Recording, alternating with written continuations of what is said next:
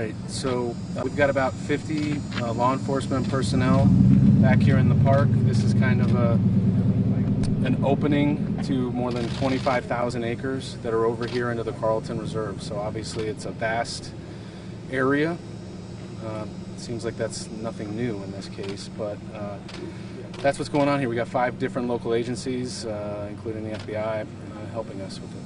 What is the hope that Brian is actually out here still, especially since the parents haven't seen him allegedly since Tuesday? We're hopeful. We're hopeful that he's, out here. Certainly we prepare for all different possibilities, but our goal is to locate him and bring him back to Northport. What makes you think it's this area that he might be in? His family says that this is a place that he frequents. They also believe that this is where he came. And again, this is according to them. And does he like to hike in this area? Like, what does he do here? That's my understanding. That's what they believe. They believe that he came out here on Tuesday. And what exactly did they tell you about what happened on Tuesday? Was it in the evening? Like, he walked out? Did he say anything to his parents? He had his backpack. He said that this is where he was coming. And did he say why? Not that I'm. Why they waited? Not that I know. Why did they wait until yesterday to tell you that this? That's a great question. We've obviously been trying to reach the family and them to get answers in this case since Saturday. The first time that we've had any in-depth full conversation with them was yesterday. Their attorney called and said the family is concerned about Brian's whereabouts. They would like to file a missing persons report. Has the federal agency aided in any way with regards to cell phone tracking? Of course. Does that bring you here along with what the parents say? I do not believe that's what brought us here. I believe that we're acting. Some of that stuff takes time to get all of that.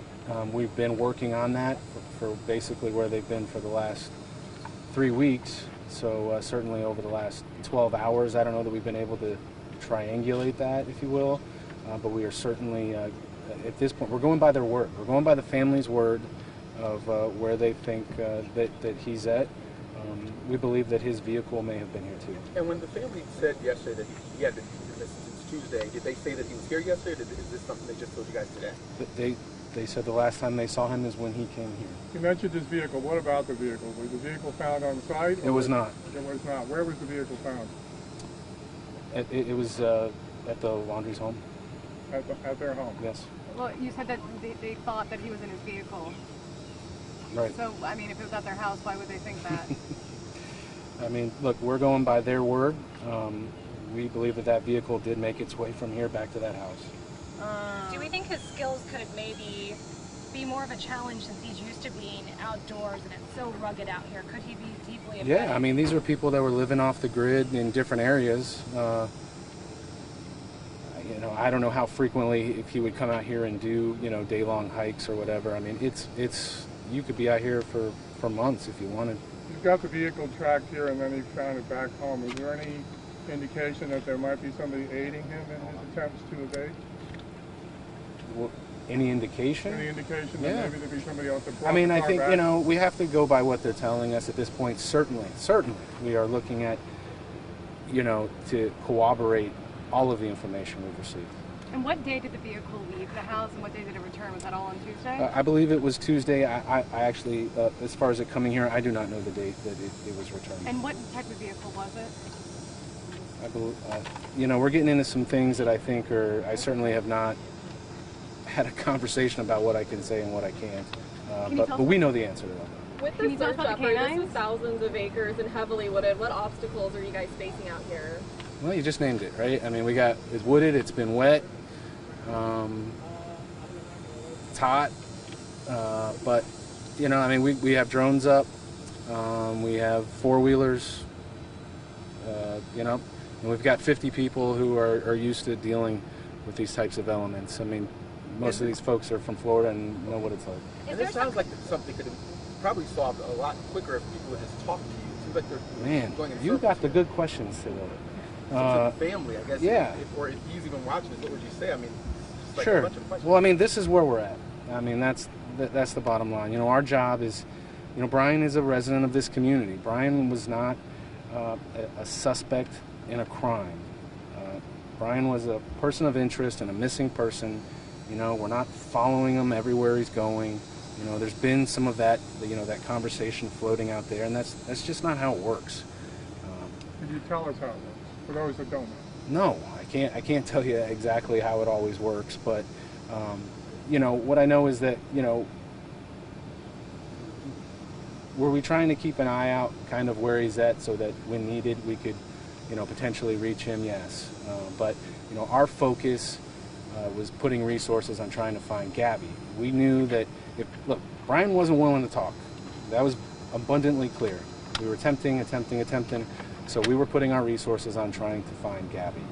We knew we would deal with Brian eventually, but this is certainly a twist. Is there any concern, especially since the parents withheld this information, that this could be just another decoy, maybe a way to throw you off for a little bit while he moves on? Well, I'll leave that speculation to you guys.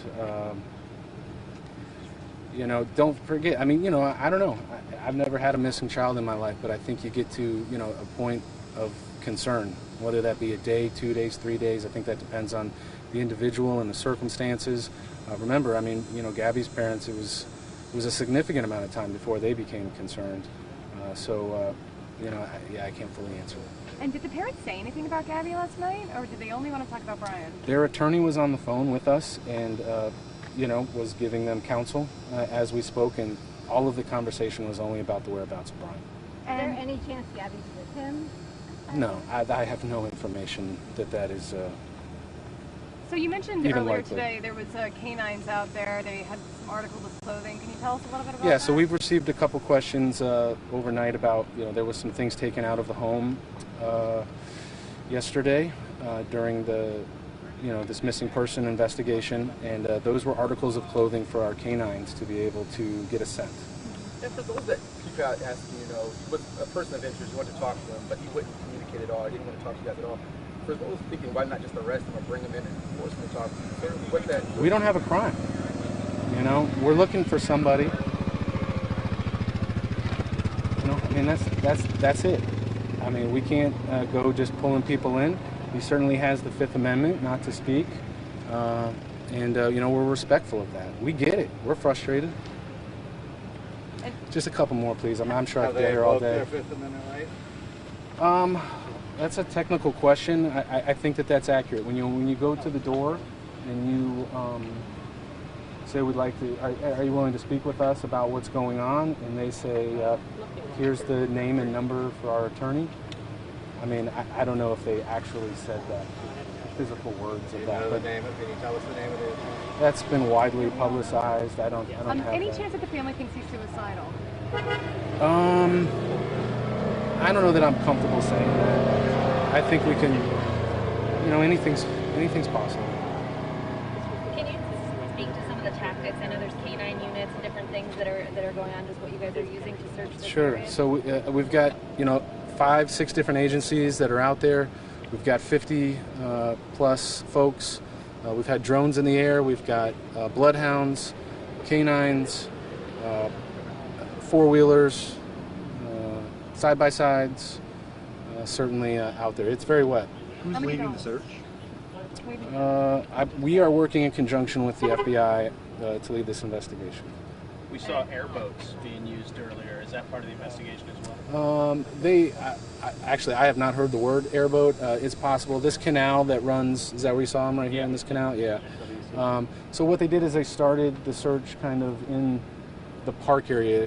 Certainly most of you are not familiar with this park. It's about 200 acres, and then there's a bridge which crosses over into the Carlton, which is about 25,000 acres. So the initial focus was on the 200 acres here, and then spreading out there. Do you have an estimate of how long it would take to search the entire 2,500? I do not, but you can imagine a long time.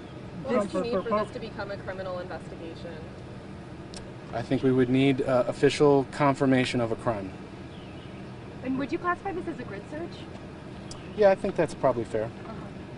Folks outside of Florida, can you describe the conditions that your teams are in right now and will be in for the next? It's muddy, it's wet. There are a few unpaved dirt roads that are out there basically running along power lines.